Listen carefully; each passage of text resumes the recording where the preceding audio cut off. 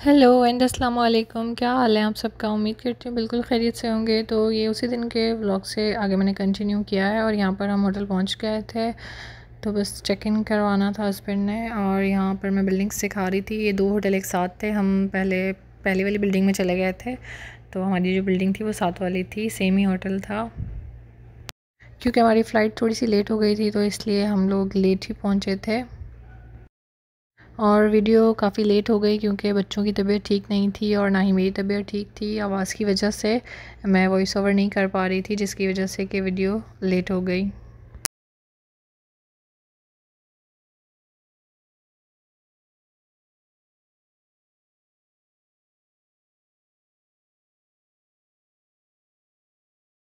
तो बस यहाँ पर रूम में एंटर होते साथ ही मैंने वीडियो भी रिकॉर्ड कर ली थी। ये था हमारा रूम, 2 बेड्स से इस तरह से, और काफ़ी खुला रूम था, बच्चों के हिसाब से सही रह गया था।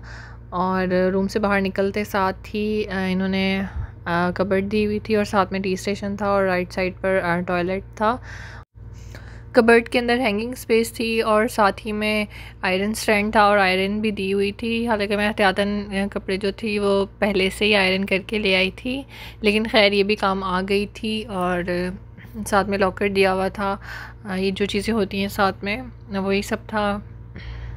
तो ये छोटे छोटे क्लिप्स मैंने जोड़कर ही व्लॉग बनाया था। और यहाँ पर ये मॉर्निंग में ब्रेकफास्ट करने जब हम गए थे तो मैंने थोड़ा सा रिकॉर्ड कर लिया था। और यहाँ पे ज़्यादातर अरबी स्टाइल का ही ब्रेकफास्ट था और मज़े का था वैसे इनका ब्रेकफास्ट। ये मेरे ख़्याल में फ़लाफ़िल थे। और इसी तरह से बस हमने अपनी प्लेट्स बनाई। बच्चों को मैं रूम में ही छोड़ गई थी क्योंकि बच्चे काफ़ी ज़्यादा थके हुए थे ट्रैवल करके, तो इसलिए हमने बच्चों को नहीं उठाया और मैं और हस्बैंड ही सिर्फ नाश्ता करने चले गए थे। क्योंकि ये 2 बिल्डिंग्स थी और होटल जो था वो एक ही था, तो इन सब का जो ब्रेकफास्ट था वो एक ही जगह पर होता था, इसी वाली बिल्डिंग में जिसमें हम लोग ठहरे हुए थे। तो यहाँ पर सभी लोग इकट्ठे हो जाते थे ब्रेकफास्ट में, जिन जिन का इंक्लूड होता था। तो खैर इससे मुझे लगता था कि काफ़ी ज़्यादा जो था रश हो जाता था।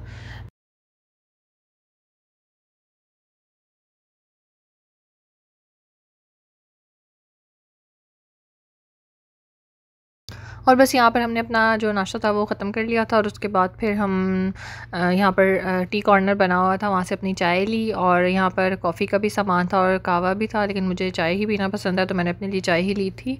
और उसके बाद फिर हम अपने रूम की तरफ चल दिए थे और बच्चों को जाकर मैंने उठाया और रेडी करवाया था, क्योंकि फिर हमें मस्जिद नबी के लिए जाना था क्योंकि नमाज़ का टाइम होने वाला था। और इसी दिन रात का मेरा रियाजुल जन्ना के लिए परमिट भी था, जो कि मैंने पहले ही ले लिया था। जो कि नुस्क ऐप है वो आप डाउनलोड करेंगे तो उसके थ्रू आप ले सकते हैं, लेकिन वो आपको पहले अप्लाई करना होता है। उसके बगैर ये लोग आपको एंटर नहीं होने देंगे अंदर।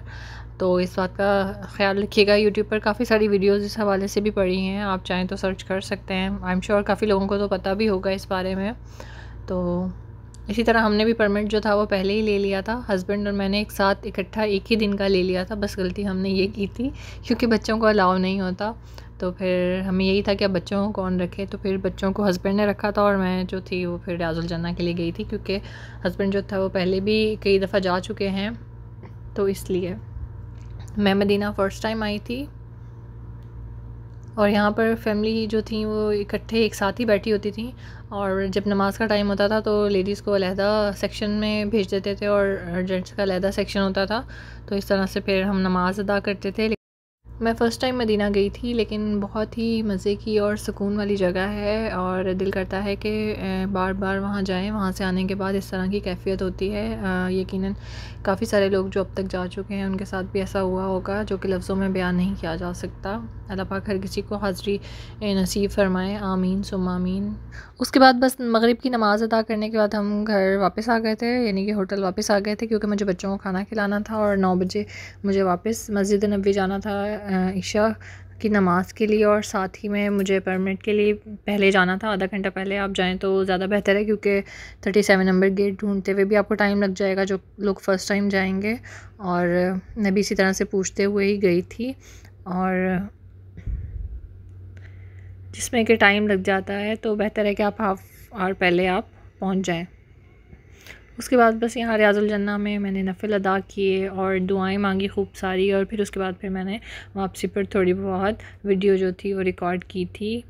बस इस तरह से रैंडम ही मैंने कुछ वीडियोस क्लिप लिए थे जो कि मैंने ऐड कर दिए हैं। ये नेक्स्ट डे मॉर्निंग में हम लोग दोबारा मस्जिद नबवी गए थे और उसके बाद फिर हम ज़ियारतों के लिए चले गए थे, लेकिन मैं वो क्लिप एंड में ऐड करूँगी। सेकंड डे असल में दोबारा मेरा रियाजुल जन्ना जाना हो गया था, क्योंकि फ़र्स्ट डे जब मैं गई थी तो मुझे 37 नंबर गेट ढूंढते हुए 2 ख़वातीन मिली थी जिन्होंने मेरी हेल्प की थी। और फिर जब हम लाइन में लगे हुए थे तो उन्होंने मुझे बताया कि उनकी नेक्स्ट डे मक्का की तैयारी है और उनका कल का परमिट है, आज का नहीं है। तो फिर उनको मैंने अपना स्क्रीनशॉट दिया था, तो इस तरह से वो फिर अंदर जा सकी थी। और जितना टाइम हम अंदर रहे थे तो हम साथ ही में थे, तो फिर उस दौरान उन्होंने मुझे नेक्स्ट डे का अपना परमिट जो था वो उसका स्क्रीनशॉट दिया था कि आप अगर ट्राई करना चाहें तो आप कल फिर आ जाइएगा, क्योंकि कल मैं नहीं आ सकूँगी और ये मेरे किसी काम का नहीं है।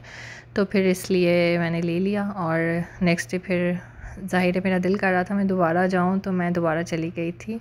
हालांकि मुझे जाते हुए डर था कि पता नहीं मुझे जाने दें या ना जाने दें, लेकिन फिर मैंने बहुत सी दुआएं मांगी और सोचा कि अगर मेरे नसीब में हुआ तो मैं चली ही जाऊंगी अंदर, और अल्हम्दुलिल्लाह मैं दोबारा से अंदर चली गई थी, जिसकी मुझे बहुत ज़्यादा खुशी हुई। हालांकि जाते हुए मुझे थोड़ा सा डर भी लग रहा था कि पता नहीं मुझे जाने दें या ना दें, क्योंकि फ़र्स्ट डे तो मेरा परमिट था और सेकंड डे ज़ाहिर है स्क्रीनशॉट पर मैंने सुना था कि लोगों को जाने नहीं देते, लेकिन अल्हम्दुलिल्लाह मुझे उन्होंने जाने दे दिया था।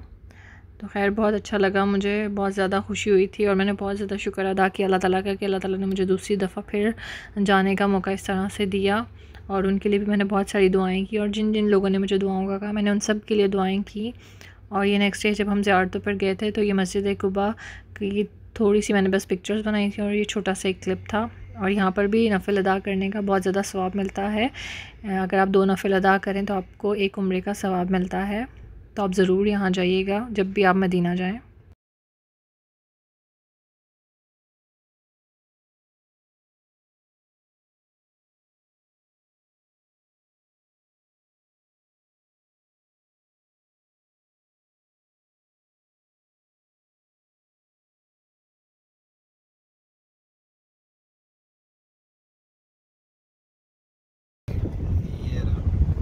अच्छा अभी ये लेफ्ट की तरफ है, वो बाद में दिखाता हूँ। ये लेफ्ट पे देखें, ये लेफ्ट पे इधर जी जी, ये ऊपर छोटी मस्जिद देख रहे हैं ना जी जी, ये है मस्जिद फतेह। ये हमारे नबी का खैमा था जंग के दौरान। अच्छा अच्छा। और ये सामने देख रहे हैं ना जी, ये है मस्जिद सलमानुल फारसी, ये हज़रत सलमान फारसी का खैमा था।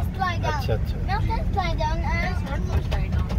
बकर सिद्दीक रज़ियल्लाहु अन्हु, ये उनका खैमा था। अच्छा अच्छा अच्छा। और ये सामने ऊपर देखें जी जी, ये हज़रत अली रज़ियल्लाहु अन्हु का खैमा। सही, एक मिनट और भी है ना, रज़ियल्लाहु अन्हु का खैमा। अच्छा जी, कितने खैमे नजर आ रहे हैं। बिल्कुल, ये देखो सामने एक छोटा सा नजर आ रहा है, वो देखे सामने 1 2 3 4 7 हैं पूरे। इसे अरबी में 7 मसाजिद भी बोलते हैं। इधर ये इस जगह पे ना हजरत उमर रज़ियल्लाहु अन्हु का खैमा था और हजरत आयशा का भी खैमा था। अच्छा, वो शहीद कर दिया गया। ये मुझे लगता है पुराने टाइप, आपको क्या लग रहा है? बिल्कुल पुराने ही है और उस दौर की तामीर के हिसाब से बने हुए, इसी दौर के लग रहे हैं ना। वीडियो क्लिप्स थोड़े से आगे पीछे हो गए हैं और यहाँ पर ये बीरे गर्स हम आए हुए थे, जिसको जन्नत का कुआं भी कहा जाता है। और इसी कुएं के पानी से आप सल्लल्लाहु अलैहि वसल्लम को जब वो विसाल फरमा गए थे तो उनको आखिरी गुस्ल इसी पानी से दिया गया था। और इसका पानी हमने पिया भी था जो कि बहुत ही मीठा था।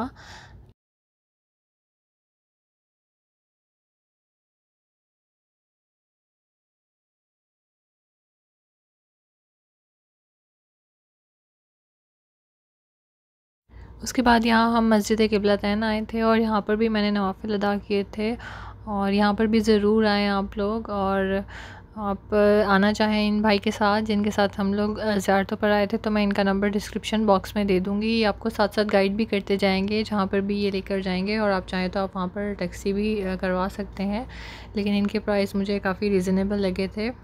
तो मैं नंबर जो है इनका डिस्क्रिप्शन बॉक्स में दे दूँगी, आप चाहें तो आप इनसे रब्ता कर सकते हैं। जबले रुमा, जबले रुमा ये वो पहाड़ी है जहाँ पर हमारे नबी ने तीर अंदाज खड़े किए थे। ठीक है। और 70 सहाबा शहीद हो गए। ये जबले रुमा और वो हो जाए। सही सही।